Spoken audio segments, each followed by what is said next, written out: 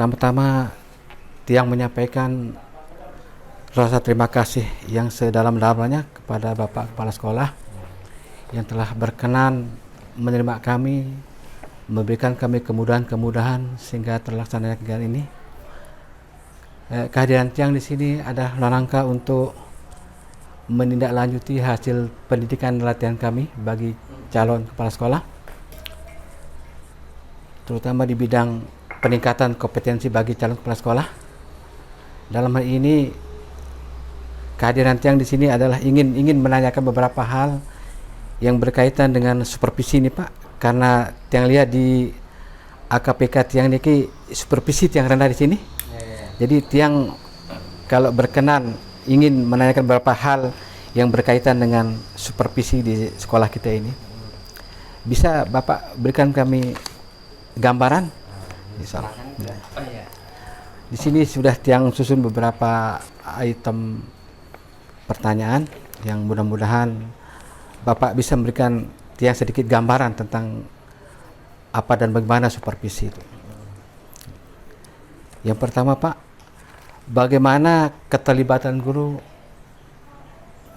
dalam merencanakan berbagai program di sekolah ini, termasuk program supervisi akademik di sekolah ini? Terima kasih ya atas kepercayaannya kepada sekolah kami ya. Jadi sebenarnya kita juga sama-sama belajar ini gitu. Nah, mengenai perencanaan sekolah ini memang semuanya kita libatkan ya. Jadi bukan cuma sekedar dari unsur guru saja, tetapi semua warga sekolah termasuk ke dalam komite sekolah juga. Artinya wali murid, masyarakat yang terhimpun dalam wadah komite sekolah itu kita libatkan dalam segala macam perencanaan kegiatan di sekolah gitu. Nah, jadi dalam hal ini tergantung dari bidang-bidangnya gitu. Jadi misalnya kalau kita di bidang kurikulum, untuk penyusunan kurikulum sekolah itu kita membentuk tim pengembang kurikulum atau TPS. Kemudian perencanaan yang lain, misalnya untuk anggaran RKS itu kita membentuk tim pengembang sekolah atau ya TPS juga. Kalau tadi tim pengembang kurikulum namanya TPK. Tim pengembang sekolah namanya TPS. Termasuk salah satu tugas TPS ini adalah merancang RKS lah, rencana kerja dan anggaran sekolah itu. Nah, kaitannya dengan supervisi ya. Kita juga melibatkan guru dalam dalam perencanaan kegiatan supervisi ini. Ini biasanya kita dalam setiap awal tahun itu kita ada rapat guru ya. Dan di sana di awal tahun itu salah satu yang kita bahas adalah tentang rencana supervisi di sekolah, karena kita tahu juga supervisi itu sangat penting ya, merupakan suatu kegiatan yang vital dalam rangka perbaikan pengajaran. Nah, artinya sistem pembelajaran di kelas itu salah satu cara kita memperbaikinya adalah dengan jalan supervisi. Nah, pada kesempatan ini di sini kita kemudian akan menyepakati ya tentang pelaksanaan supervisi itu, baik itu waktunya kapan, kemudian teknisnya bagaimana, itu kita sepakati dengan guru-guru yang jadi kita rencanakan apa saja yang disupervisi. Sebab yang bagus itu idealnya minimal dalam satu semester itu ada supervisi 2 kali lah dari per semester gitu. Jangan sampai tidak ada sama sekali. Dan perlu kita tekankan kepada guru-guru bahwa kegiatan supervisi itu bukan tujuannya untuk menjat guru gitu. Tujuannya artinya bukan tujuan untuk menilai bahwa si A guru ini bagus, si B jelek dan sebagainya, bukan seperti itu. Sebab semata-mata tujuan supervisi itu adalah untuk memperbaiki proses pengajaran. Nanti kan ada refleksi gitu. Sebab kadang-kadang kita merasa hebat dalam mengajar itu, tapi kalau dilihat sama orang lain ada saja yang perlu diperbaiki. Itu yang penting dari sebuah supervisi misalnya. Saya kira itu, jadi semua kita libatkan ya. Kalau jadi ya semua guru dilibatkan ya. Baik perencanaan maupun iya dalam pelaksanaan juga, sebab nanti ada kan jenis kesepakatan antara kepala sekolah sebagai supervisor, kemudian sebagai guru. Ya, harus ada kesepakatan kapan mau disupervisi gitu. Kapan waktunya, terus jenis instrumen yang akan kita pakai itu harus kita sepakat. Gitu. Jadi saya kira itulah. Kemudian apakah dalam hasil dari pelaksanaan supervisi nanti, apakah Bapak perlu memberikan semacam penghargaan atau reward supaya menambah katakan motivasi dari kawan-kawan itu? Iya, itu harus jelas harus ada itu. Artinya setelah kegiatan supervisi umpama ya, kita ada kunjungan kelas, salah satu tekniknya misalnya kunjungan kelas, sebab supervisi itu bukan cuma sekedar kunjungan kelas kan. Iya. Misalnya setelah supervisi ada kunjungan kelas, biasanya kita adakan refleksi ya, tentang hasil dari supervisi di kelas itu. Nah, nanti di sana pada saat refleksi itu kan akan muncul di sana ada plus ada minusnya gitu. Artinya kita tidak hanya mencari kesalahannya di situ, tetapi kita juga harus menggali kelebihannya yang bisa dikembangkan gitu. Jadi kalau misalnya dia sudah ngajar cara mengelompokkan anak sudah bagus, nah itu kita kasih diapresiasi. Bu atau Bapak, ini anunya sudah bagus, cara anunya kok bagus sekali misalnya. Nah, terus kemudian kalau misalnya dia kurang, misalnya dia pengaturan waktu, tapi ya yang perlu diperbaiki ini. Nah, artinya waktunya mungkin alokasi waktu, misalnya pendahuluannya sekian menit, ini tadi kok molor nih pendahuluannya sampai setengah jam misalnya, mesti marah-marahin siswa. Nah, itu coba perbaiki. Saya kira di sana tempat reward sama punishment. Nggak perlu kita, nggak ada istilah punishment itu. Artinya ternyata gurunya tidak tidak pinter ngajar, tidak bisa ngajar, kemudian kita punishment, Anda harus diskor dan sebagainya. Nah, itu tidak boleh seperti itu. Bahkan mungkin kalau misalnya terlalu parah sekali cara ngajar guru dari hasil supervisi itu, nanti ada tindak lanjutnya di situ. Ada tindak lanjut, artinya apakah guru ini perlu disupervisi secara klinis. Ada istilahnya supervisi klinis nanti itu. Seperti kesehatan itu. Iya, supervisi klinis artinya lebih mendalam lagi di situ itu. Kemudian Pak, bagaimana caranya Bapak ke sekolah untuk memantau kegiatan-kegiatan yang diberikan guru, tugas-tugas diberikan guru, supaya bisa apa yang kita rencanakan sesuai dengan apa yang kita harapkan? Artinya sebenarnya pemantauan, monitoring yang itu yang sering terjadi ya, kadang-kadang dari pihak kepala sekolah terutama memberikan suatu tugas atau kebijakan kepada warga sekolah, diungkapkan saja, artinya dikasih perintah, setelah itu tidak dipantau. Itu yang sering terjadi, tidak ada tindak lanjut. Nah, sebenarnya itu yang kurang pas, sebab itu hasilnya nanti kadang-kadang tidak bisa kita harapkan, ya, tidak sesuai dengan harapan kita. Oleh karena itu harus tetap dipantau. Misalnya kita menemukan si guru A, ya, guru A, dia ternyata mengajarnya seperti tadi misalnya dalam pengalokasian waktu di kelas itu, pembagian waktu antara kegiatan pendahuluan, kegiatan inti, kemudian penutup itu dia masih belum pas. Nah, waktu setelah refleksi kita kasih tahu dia ini yang perlu diperbaiki. Nah, berikutnya tetap kita pantau apakah dia dari hasil refleksi sudah dilaksanakan apa tidak. Bagaimana cara kita memantaunya? Tentunya ada teknis-teknis yang merupakan seni dari kepada kepala sekolah itu. Nah, misalnya kita ada kunjungan kedua dan sebagainya itu misalnya. atau kadang-kadang lewat pertanyaan-pertanyaan kita gali informasi baik melalui wawancara dari rekan-rekan guru atau dari siswa yang dan sebagainya. Kadang-kadang sekarang dengan kemajuan teknologi kita bisa pakai kamera lah sebagainya. Kalau misalnya ada CCTV di kelas itu kita bisa pakai, kita bisa manfaatkan. Sekarang ada HP, bisa kita pakai HP juga. Seperti itu ya. Jadi harus tetap dipantau, tidak boleh dilepas gitu lah. Tidak boleh dilepas.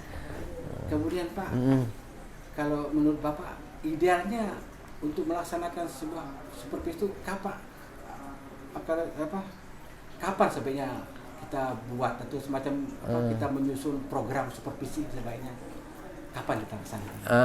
Kalau misalnya kalau kita biasa di sini setiap awal tahun itu harus sudah punya, sebab di kepala sekolah itu secara administrasi setiap awal tahun itu harus menyiapkan beberapa program, misalnya program supervisi, kemudian program tahunan kepala sekolah, program tahunan sekolah, kemudian ada RKT, RKAS, banyak dokumen-dokumen yang perlu termasuk kita di awal tahun pelajaran sebab itu akan menjadi panduan kita dalam satu tahun pelajaran ke depan gitu. Pikir yang per semester enggak ya? Lain berarti ada sih, artinya nanti kan penjabarannya. Jadi ada program tahunan, misalnya program tahunan ada program supervisi misalnya masa berlakunya 1 tahun. Nanti di program tahunan itu ada bagian per semester gitu kan. Jadi misalnya untuk 1 tahun itu semester ini kita laksanakan pada bulan September sama November misalnya. Kemudian tahun semester depannya pada bulan Februari sama April misalnya. Itu diprogramkan di situ dia. Jadi penyusunannya di awal ya. Jadi selama ini menurut pengalaman Bapak selama ini apakah program supervisi akademik yang sudah berjalan dengan baik? Insya Allah dia berjalan minimal sekali dalam 1 semester. Ya. Kalaupun tidak bisa 2 kali seperti yang idealnya, ya minimal kita 1 kali dalam 1 semester. Dan harus ada teknisnya, artinya teknisnya itu kan di sini guru kita banyak gitu. Kalau misalnya sendiri kepala sekolah yang supervisi, itu mungkin kurang efektif. Jadi sebab banyak sekali juga tugas-tugas lain dari kepala sekolah yang harus diselesaikan. Nah, oleh karena itu di sini kita juga membentuk sebuah tim supervisor.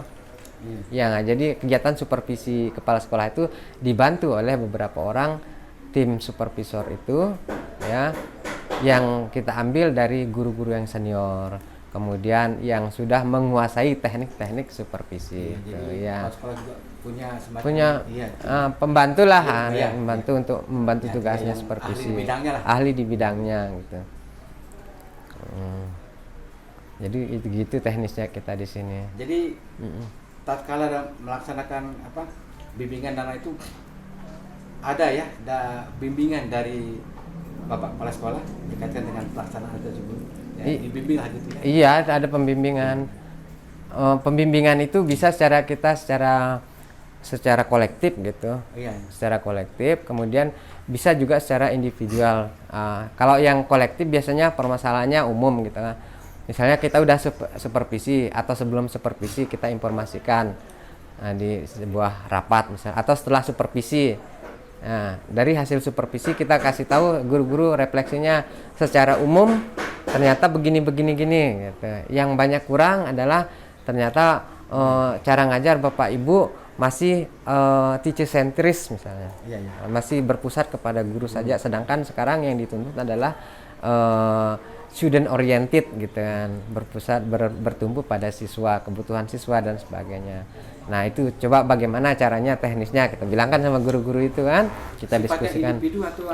Itu yang kolektif misalnya yang kolektif pada permasalahan umum gitu ya. Jadi dari hasil supervisi ternyata kita ambil kesimpulan umumnya teman-teman guru masih teacher oriented gitu. Ayo bagaimana ini secara kolektif. Terus ada yang secara khusus itu kan kita panggil ya. Kita panggil satu Pak, kita bina. Supervisi klinis ya. Seperti itu sifatnya. Seperti itulah. Kita panggil dia. Dan sebenarnya sebaiknya memang harus begitu setelah selesai supervisi. Iya. Jadi kita tidak hanya kunjungan kelas, Iya. kemudian bawa instrumen centang nilai A, ini hasil supervisinya, selesai enggak seperti itu. Iya. Kita panggil, Iya. terus kita diskusikan, Bu, Mbak, ini tadi ngajarnya gini, gimana menurut Ibu? Gitu, menurut Bapak, gitu. Betul-betul cerdas juga dalam Kan salah satu kompetensi yang harus dimiliki oleh kepala sekolah sekarang itu kompetensi supervisi gitu. Jadi ya harus tugasnya kan ada 4 itu, selain manajerial, ada wira swasta, wirausaha, kemudian ada supervisi, itu harus punya dia. Kalau enggak bisa supervisi ya enggak bisa jadi kepala sekolah lah, itu idealnya gitu ya. Jadi selama pelaksanaan supervisi ini bagaimana catatan hasil yang sudah dilaksanakan guru? Apa ada implikasinya bagi guru? Iya, tentu saja ada gitu. Artinya walaupun itu step by step gitu, tidak bisa kita harapkan seperti kita membalik telapak tangan gitu, semudah membalik telapak tangan, tapi ada hasilnya yang selangkah demi selangkah ada perbaikannya. Artinya rutin kita laksanakan. Tetap pelaksanaan. Artinya kita tidak boleh bosan mengingatkan. Gitu. Mohon maaf Pak, yang potong sedikit. Biasa pengalaman kami kan kadang-kadang jarang kita lakukan supervisi seperti kan. Ya kita nunggu dari mudah-mudahan lah ke depan bagaimana seperti trik-trik Bapak ini minimal 1 kali ada supervisi per semester gitu ya. Supaya kemajuan sekolah itu nampak gitu. Ya. Dan harus itu ada supervisi itu. Bapak Ibu guru biar tiap tahun sudah siap-siap gitu kan. Ya. Kemudian yang terakhir Pak Andi, sementara yang terakhir insyaAllah kalau ada lagi yang datang ke sini dalam kondisi santai gitu bagaimana cara Bapak melakukan evaluasi terhadap administrasi guru? Ini kan kalau administrasi guru itu kan setiap mereka sebelum melaksanakan kegiatan pembelajaran di sekolah itu kan itu administrasinya kita periksa dulu, artinya kita tanda tangan ya, tanda tangan itu artinya sudah periksa di sana. Kita informasikan dulu bahwa istilahnya disuruh kumpulkan gitu, diinformasikan memang dari awal tahun pelajaran itu kita beritahu memang dia kita peramaluan gitu. Mereka sudah tahu, gitu. Artinya mereka sudah tahu tugasnya bahwa kita cuma mengingatkan bahwa sekarang kita memasuki tahun ajaran baru. Silahkan administrasi pembelajarannya dilengkapi, gitu kan? Terus langsung kita cek deh Pak di sini model kita, artinya cek, kita buat list dia siapa yang belum mengumpulkan, siapa yang enggak, gitu.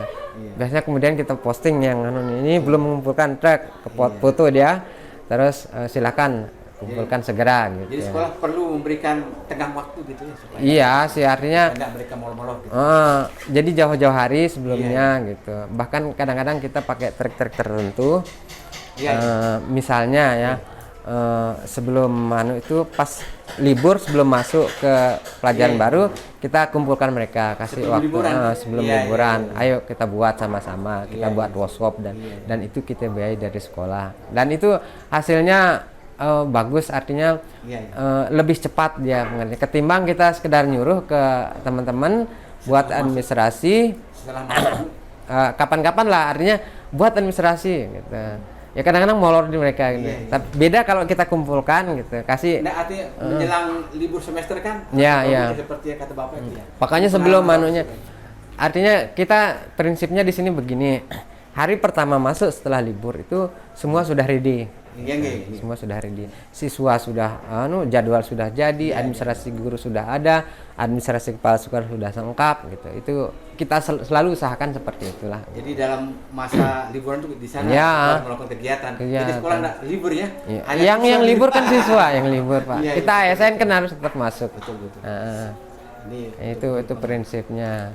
Jangan ikut libur, kalau siswa libur kita juga ikut libur. Betul pengalaman yang luar biasa. Yang mudah-mudahan apa yang Bapak utarakan sini sebagai bekal. Mudah-mudahan kalau diizinkan oleh Allah. Insyaallah lah. Mungkin demikian wawancara, mudah-mudahan ada besar sekali manfaat buat kami. Yang untuk seterusnya. Tapi nanti suatu saat kalau kami butuh bisa kami. Ya, silakan, kita siap di bagi. sini ya. Kita saling membantu ini. Iya. Artinya Terima kasih, Pak. kita punya misi memajukan pendidikan. Jadi Iya, kita harus betul. bergerak sama-sama. Iya, bergerak bersama-sama. Eh, Baik Pak, kalau Oke. begitu terima kasih atas segala perhatian dan kemudahannya. Ya mudah-mudahan semua ini akan menjadi amal kebaikan bagi Bapak. Amin, amin, amin, amin. Terima kasih. Oke.